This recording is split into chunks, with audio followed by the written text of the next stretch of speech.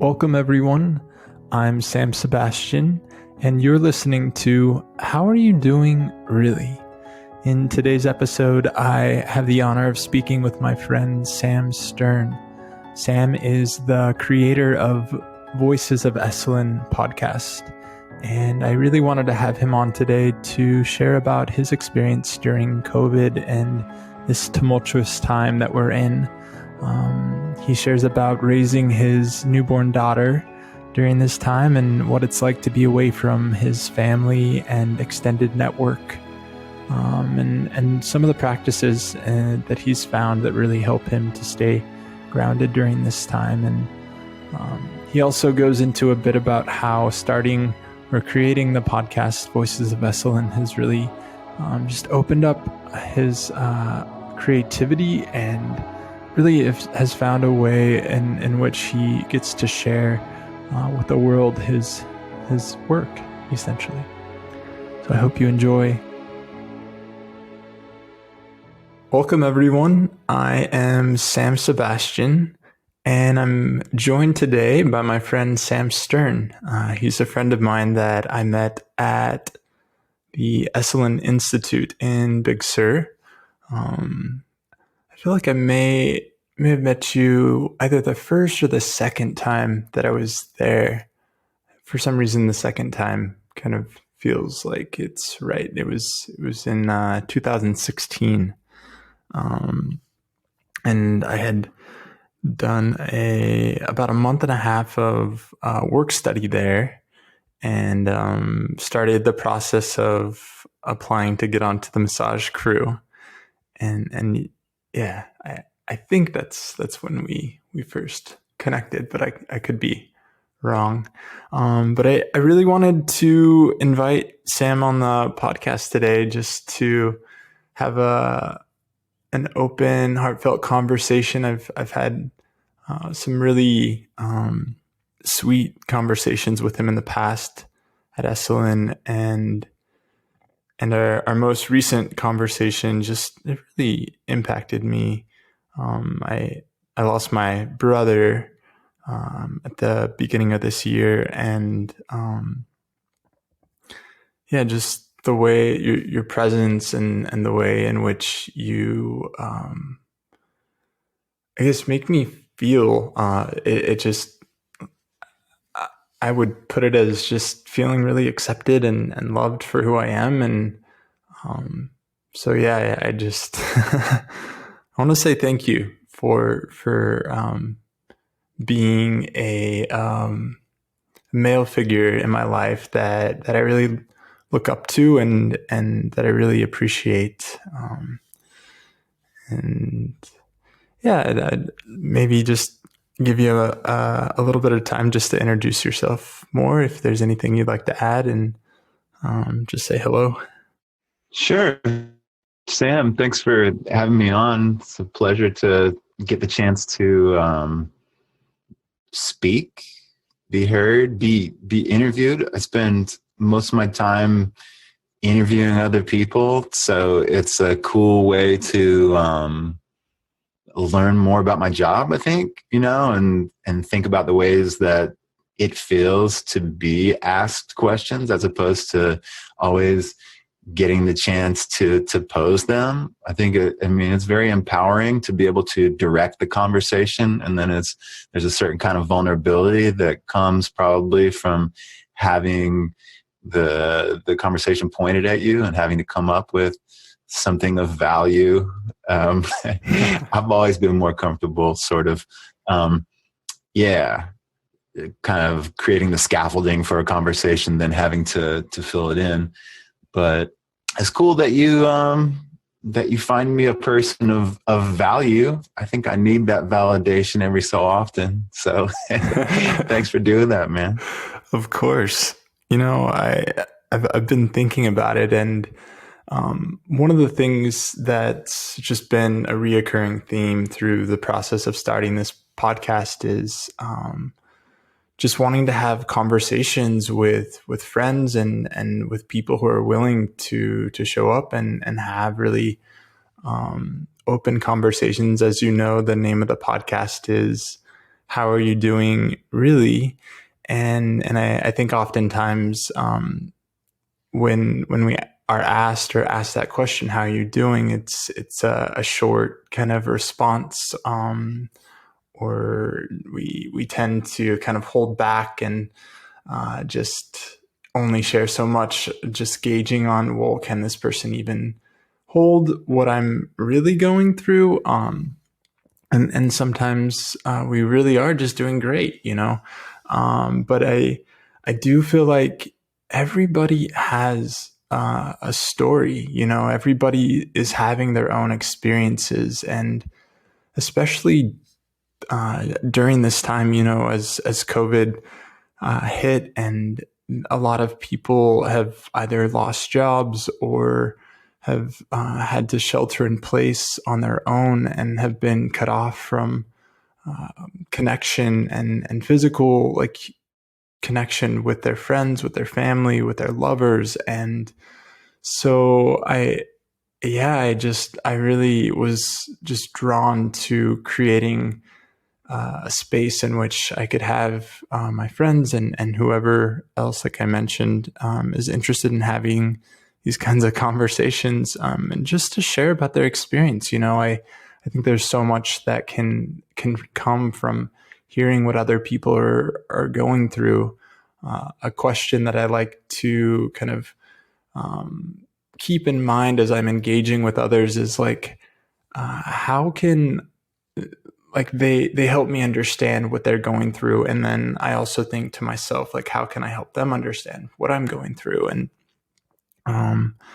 just kind of taking it a step away from putting people maybe on the defensive or in an uncomfortable, kind of on the spot kind of way. So yeah, I'm curious how things have been for you during this time of COVID and so many other things going on in the world. Oh, I feel extremely lucky. I feel like I'm in the top 1% of lucky people. Probably everybody in my life is healthy. I have a 10-month-old daughter named Roxy, and myself and my wife Candice and Roxy are just sort of, you know, enveloped in our life. With all the noise and all the craziness, all the worry that that we deal with as people in a media connected society, I'm able to retreat to the microcosm of my family. And in front of me each day, there's a valuable task of trying to raise my daughter. You know, all the really small practical things that you got to do, that you got to change her diaper, you got to make sure there's food there, you got to make sure she's, you know, she's not losing her mind from teething. All this stuff focuses me, and it helps me not get caught up in the existential drama of, you know, because sometimes I'll lay awake at night and try to fix the entire world in my head, you know, but obviously I'm not able to make any practical change that way. And so concentrating on the small practical things that I not only am able to do, but that I have to do has really been a gift for me during this time. Just like everybody else, I miss seeing my extended network. I really miss seeing my parents who live in North Carolina. And I hate the fact that they're not able to see Roxy and watch her grow up. We canceled a trip that we'd been planning for a long time to go see them just recently. And it sucks, you know? But that's just the way it is right now. So in answer to your question, how am I doing really? I'd say feeling really lucky and really, really, really, really grateful that I'm able to live my life in Big Sur and take my daughter for walks outside. Yeah, I think I don't have any complaints. Yeah, it sounds like she's just been a huge blessing to have in your life. getting to meet her. She just has this bright, like, joy and light coming and radiating from her. Yeah, and you brought up your brother and the loss that you've experienced over this last year. I think that Candice had a really close call during her pregnancy. She had a pulmonary embolism that came up in her 8th month, and the situation was extremely dire. We got rushed to the hospital at UCSF. We were up in Carmel Valley when this whole thing went down, and luckily made it to the hospital in Monterey, but then had to take an emergency ambulance to UCSF. And in any case, yeah, we almost lost Candice, and that was a turning point for me in terms of I've been really ambitious and focused on how I can make my offering to the world, with my art and stuff like that. That's always been my focus. And just sort of that occurrence has been a chance for me to recognize, hey, it doesn't matter, man. It doesn't matter if you make some sort of dent, some kind of footprint on the world with your ego and your so-called work. The really important thing is your marriage and your family and your daughter. And so it's been a huge awakening, and I think it's allowed me to enjoy my day-to-day existence more. So again, lucky. Yeah. I mean, I remember it was a pretty close call with her being in the hospital and being pregnant, and I can't even imagine what that experience must have been like, and I'm just so grateful that she made it through. They both made it through, and are healthy, and I think when we go through experiences where we either lose loved ones or get really close to losing loved ones, it's like it shifts our perspective on the world and what's important, what matters most. And I'm curious if that's what you were kind of speaking about. It just shifted things for you, and what mattered more. Would you say? Yeah, I would say so. I think that's what I've been getting at, and the conclusion that I've been coming to is there's just sometimes I can get tunnel vision and get really focused on what's my contribution to the world. And I've had lots of ups and downs in my career as a creative person, and had lots of times when I felt like I was failing, and just sort of this feeling of insignificance would just dog me. And it's like, oh man, I wish I could have that. I wish I could be this. Where it's like the experience that I had this summer was like a slap in the face in a good way, and making me realize that my priority system can be reevaluated, and that ultimately it can lead to a lot more pleasurable existence.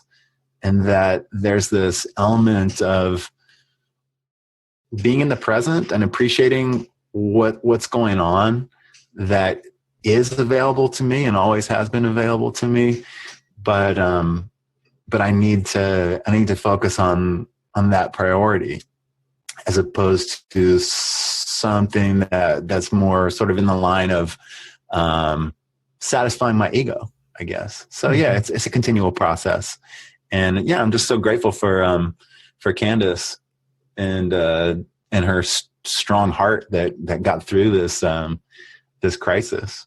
So Yeah. Where did y'all meet, if you don't mind me asking? I met Candice summer of 2011 when she was interning in the Esalen Farm and Garden, and I came through as a work scholar. And I got placed into the farm and garden. I had been there the previous year and I had some farming experience. So I got the best job that a work scholar can get. You can get kitchen, or you can work in cabins, doing laundry, cleaning, or you can get placed in grounds, which is pretty cool. And you can do some landscaping, or you can get put in the farm and garden. And that's the plum assignment. That's where we met, and we became friends. She had a boyfriend at the time, so it was all platonic and cool. And when we left Esalen, I sent her a letter because I was down in Los Angeles and I was just lonely, and I was missing my friend from the month that we spent together. And then we kind of became pen pals and stuff.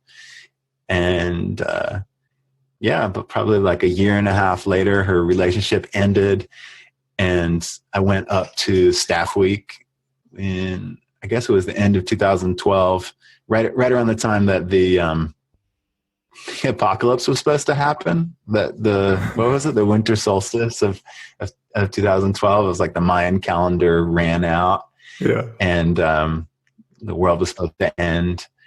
And it was right around that time, perhaps exactly that day, that we kind of like fell for each other. So I don't know whether that prediction was completely off or completely on. Yeah. I feel like Esalen has a way of just so many people that I've met there. Just it's a point of like convergence, and the energy of the land, and the healing work that takes place there, and the conversations and the connections. It's just been such a huge impact on my life and where I'm at. And I think about, I think I mentioned to you, I got engaged the last time I was there, in February of this year, and we were on the point that's kind of out by the Murphy house, and you hop over the fence and kind of there's 2 cypress trees that you can kind of sit in, and then there's a little piece of land that kind of sticks out that you could walk out on, and I was not expecting that to happen, but I was just so grateful. I love that place. I love the land, and for for Finn, my partner, to propose to me there, it meant a lot. And I wonder, as things are closed there at the moment, and it's uncertain when they're going to be opening back up, and just having very minimal amount of people tending to the land and taking care of the space, and you being someone who works there, and doing their podcast. How have you been navigating that? Or are you continuing to, because I know a lot of the time when you interview, it's in person with workshop leaders who are coming in, and I'm curious if that's something you're keeping up with and doing kind of remotely with them now. Right. Yeah. Well, first of all, congratulations on your engagement. That's amazing, and a beautiful story. And I'm so happy that it happened at Esalen too. I was just having this conversation with James Fadiman, who's the psychologist, and he's famous for being a microdose researcher. And he was telling me how he got married at Esalen to his wife Dorothy in the 1960s. I'm just thinking about how many people met their partners there, and whatever, maybe not even met their partners, but just met, fell in love at the bread bar at Esalen. It's been such a beautiful place of convergence. Such a great place to find like-minded people, or somewhat like-minded. But yeah, man, I'm still doing the podcast. And when I first started doing Voices of Esalen, it was back in 2016, and I was doing phone podcasts and remote podcasts at that time, and the sound quality wasn't that great. And there was a guy who kind of like got on me. He was like, you need to do all your podcasts in person. You can get much higher sound quality and you can connect with the people better and whatnot. And so from mid 2016 until just a couple months ago, I did every single interview in person, and really enjoyed that process, and was able to dial in the room, was able to dial in the sound quality and work on things. And then when the whole COVID thing came around, it was like, this is a great opportunity, and not only an opportunity, but it's really important to put out some interviews that might be able to give people actionable tips on how to deal with the anxiety of being inside a pandemic, and the mental health stuff that can come up from being quarantined and isolated. So I was like, man, fuck sound quality. I'm gonna keep on doing interviews and go back to the remote thing. And so it's been an adjustment. It's a different thing to interview people when you can't see them and you can't get cues for when they're done talking, or how let them know by my face that it's time to stop talking, so I can break in and ask another question and kind of guide the conversation slightly differently. I think there's a tendency for people to monologue when they can't pick up on facial cues, and I've had that happen to me a couple of times, and who knows, I might be even doing that to you at this moment, because I can't see your face from behind the microphone. But you're a nice guy, so I know you're cool with whatever I do. Yeah, I'm still really enjoying doing the podcast, and in a certain way, not having to be on campus with the person who I'm speaking with gives me a wider base to choose from, because people only sometimes come to Big Sur once or twice a year. Yeah, I imagine going from almost recording the majority of your podcast in person to now doing it remotely. It shifts the dynamic, and if there's no video or visual ability to see those cues that you would normally get in person, it's something that you gotta kind of think about. And it's something that I've noticed myself doing as I am navigating this process of creating this podcast. And you've had the opportunity of speaking with some really amazing people who bring a lot of healing work into this world. And I just had listened to your interview with Richard Swartz, the internal family systems therapist, and I was actually at Esalen, I think, when you recorded with him, and I think you had mentioned, I'm gonna go interview him shortly, and I just thought that was so rad that I got to talk to you before you did that, and to hear just the depth that conversation went to. Just it was kind of mind blowing for me, and it was just really vulnerable to hear you share about your experiences and your internal process like that, for listeners to hear and to get an experience of what that work can do. And I was just really, really touched by that that episode. So thank you for being vulnerable and opening up about your process publicly. I know it isn't always easy, and I've had the opportunity in the past to, it wasn't with a therapist, but I got to be on a podcast with a friend of mine, and just having that experience of getting to share my story, it was like once I posted it and started sending it out to some of my family members, my parents. I was really scared. I shared some things that I just had not talked about with a lot of people, and it was like this huge weight was kind of lifted, and just the response from that experience from people listening to it. I got so many messages, and my mom called me and she was just like, I love you. I love you. And I don't judge you for any of the things that have happened in the past. I just think you're an amazing person. And to have that kind of response and to have that opportunity is a huge part of why I'm doing what I'm doing right now, and having these conversations with people.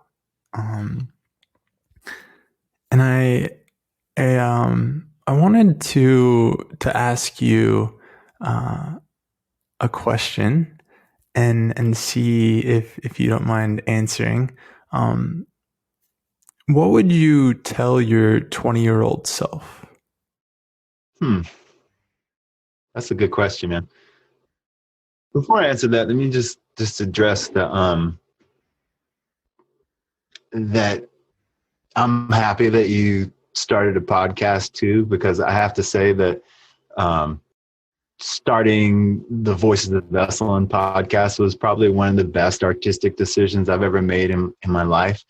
And I think anybody out there who's sort of like interested in doing a podcast, but they're kind of like on the fence, they're vacillating, whether they have the technical know-how or whether they have the whatever reason that's kind of like pushing them to one side or the other, I would say just do it. Just read a couple of articles and take the plunge and start one.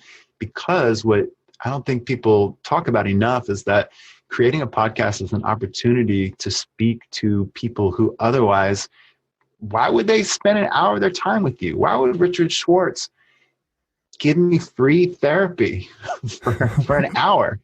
He wouldn't know me. I wouldn't have the guts to approach him or the reason to approach him.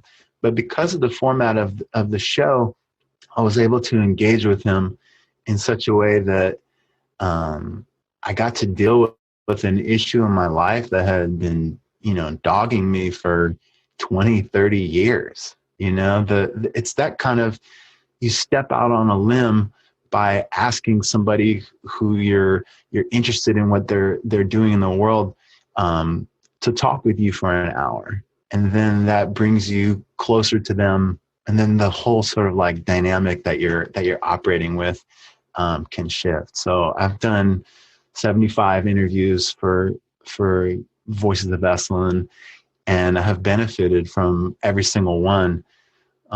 So to me, I'm the real beneficiary of this work, and the fact that I can put it out there and share it with other people, sort of like it creates the more concentric rings of positivity.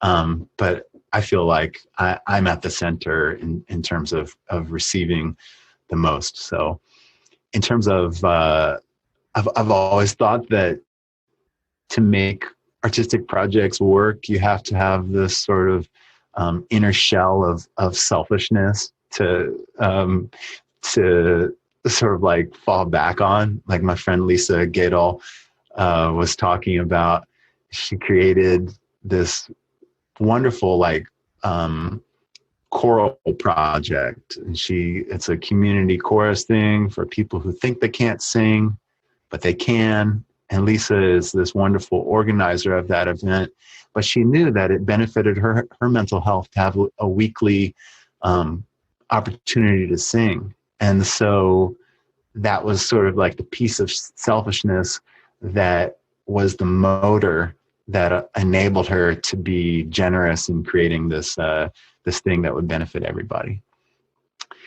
But damn, man, advice from my 20-year-old self. I was so stupid and so run by my dick at 20 that I would say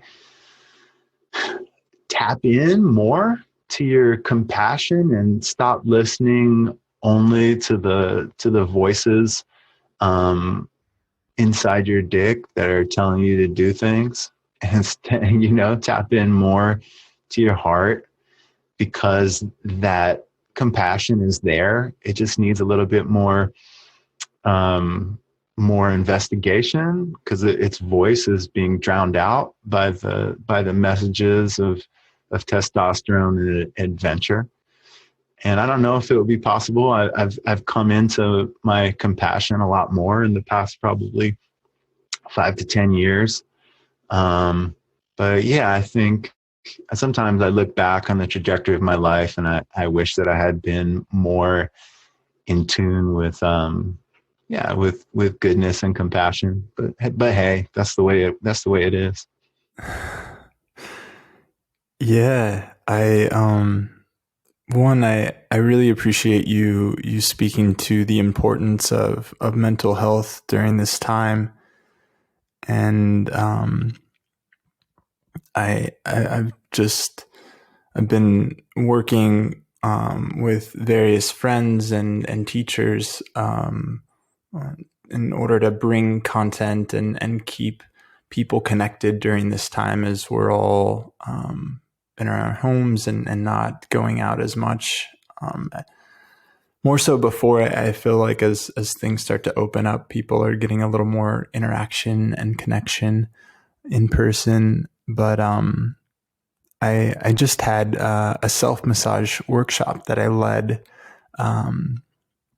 this past week, and there was a gentleman from China who was living in New Zealand and recently moved there right before everything hit, and had to shelter in place on his own and not be near any family or friends, and be away from them in a new country at the same time, and just feeling really burdened with what his emotions were like during this time. And he found this app. It's called Tantra for Gay Men, and has just been going and doing all of these workshops, because there's various workshops that are led on there. And he was just really grateful, to be able to join in and learn a practice of working on his own body. And it was just a really special experience, and I think with creating podcasts during this time, people get to listen to people that have a lot to offer right now, and things that they can take on and practice during this time. I think there's just been so much slowing down that's happened in the world that it's allowing us all to feel a bit more. And I'm hearing and just noticing the conversations that continue to spark and happen. And it's just so fascinating. There's a lot of blessings, I feel like, that have come from all of this. And just to speak to you sharing about what you would say to your 20-year-old self, I think about my 20-year-old self, and just very similar. There wasn't very healthy models to look up to, the conversations around sexuality weren't being had in my family or in my immediate friend groups. And so I felt like, and the ones that were happening at that time just were based on a lot of projections and what the culture and society was putting out there for us to kind of go off of. And that wasn't a healthy model. And I think back and I'm just like, man, I just made some really bad decisions during that time, and kind of cringe at times when I think about that. And I also, I feel like I've found some compassion for my younger self, and I'm just grateful for those experiences, because I feel like it's who I am, like it's helped form who I am today. And rather than make those parts of myself wrong. I've found love and acceptance for them. And I just want to say, thank you so much for taking the time out of your day to have this conversation with me. And I'm just sending you and Candice and Roxy a lot of love, and I look forward to seeing you all again in person, hopefully sooner than than later. I'm just a huge fan of the work that you do with Voices of Esalen, and thank you for inspiring me to do what I'm doing now with my podcast. Yeah, Sam, definitely. And let me know if you guys are going to come down to just Big Sur in general. We can go take a socially distant walk, or maybe go to Pfeiffer Beach, something like that. It might be fun. Yeah, for sure. Thank you all so much for listening today.